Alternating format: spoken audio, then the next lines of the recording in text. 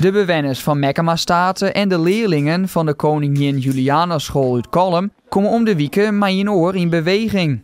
We willen het bewegen wat meer in kaart brengen en dat is voor de ouderen heel belangrijk, maar voor de kinderen ook.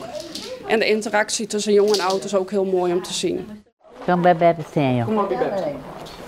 Dit is mijn oerbeppe, zei ze. Nou, ik ben nou een bal, mijn ander. En oerballen en ik wil mij een ballon. Dan hebben we een ballon en dan gooien we deze oren met hem die vangen.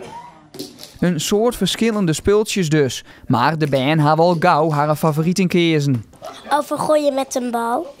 Ik ga hem gewoon met de ballen gooien. Maar het gaat om meer als alleen nog speeltjes en zo'n bewegen.